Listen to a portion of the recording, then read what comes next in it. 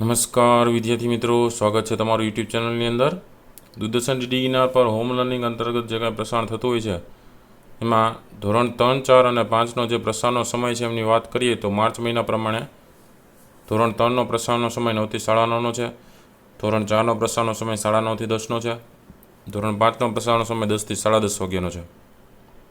તો આ રીતે દૂરદર્શન ડીડી ગિરનાર પર હોમ લર્નિંગ અંતર્ગત અલગ અલગ પ્રસારણ થાય છે. જેમાં તારીખ પ્રમાણે વાત કરીએ તો 30 માર્ચ 2021, 30/3/2021 ને મંગળવારના રોજ ધોરણ 3ની અંદર ગણિતમાં આવશે પુનરાવર્તન, ધોરણ 4ની અંદર ગણિતમાં 14માં આવશે સ્માર્ટ ચાર્ટ એનો ભાગ 3, ધોરણ 5ની અંદર હિન્દીમાં આવશે પુનરાવર્તન 4 એમનો ભાગ 2.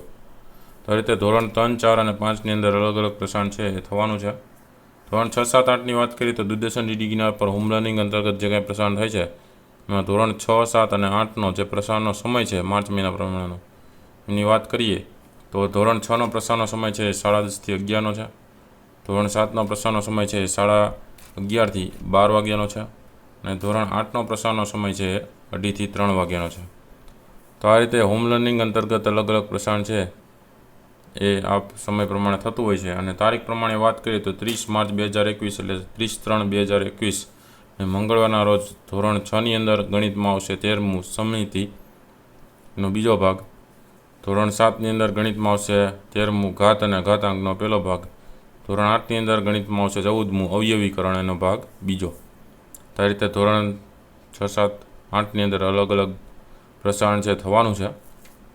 ધોરણ 9, 10ની વાત કરીએ તો દૂરદર્શન ડીડી ગિરનાર પર હોમ લર્નિંગ અંતર્ગત જે કાંઈ પ્રસારણ થતું હોય છે એમાં ધોરણ 9, 10નો પ્રસારણનો સમય છે 12 થી 1 વાગ્યાનો રહે છે. એમાં અમુક દિવસે ધોરણ 9નું પ્રસારણ થતું હોય છે, અમુક દિવસે ધોરણ 10નું પ્રસારણ થતું હોય છે. અને માર્ચ મહિના પ્રમાણે ધોરણ 11, 12નો પ્રસારણનો સમય છે 3 થી 4નો છે. એમાં પણ અમુક દિવસે ધોરણ 11નું પ્રસારણ થતું હોય છે, અમુક દિવસે ધોરણ 12નું પ્રસારણ થાય. 30/3/2021, 30 માર્ચ 2021 ને મંગળવારના રોજ ધોરણ 9ની અંદર આવશે ગણિતમાં રચનાઓ પ્રકરણ 11મું છે અને ભાગ 4 છે એ પ્રસારિત થશે. ધોરણ 12ની અંદર અંગ્રેજીમાં સેકન્ડ લેંગ્વેજ તરીકે યુનિટ 4 આવશે, એનો પાર્ટ 1 છે પ્રસારિત થશે મંગળવારના રોજ. તો વિદ્યાર્થી મિત્રો, તમને હવે ખ્યાલ આવી ગયો છે કે કયા ધોરણની અંદર કયા કયા પ્રસારણ છે થવાના છે. તો અલગ અલગ ધોરણ પ્રમાણેની માહિતી છે તમને ખ્યાલ આવી ગઈ, બરાબર. હવે ચેનલને જે વિદ્યાર્થીઓએ સબસ્ક્રાઈબ નથી કરેલી એ ચેનલને પહેલાં સબસ્ક્રાઈબ કરીને બેલ આઇકન પર ક્લિક કરી દો. બીજું, ઘણા બધા ચેનલ પર વિડીયોઝ છે મુકાઈ ગયા છે, આવનારી પરીક્ષાની જે તૈયારી કરે એના માટે પણ ઉપયોગી થશે.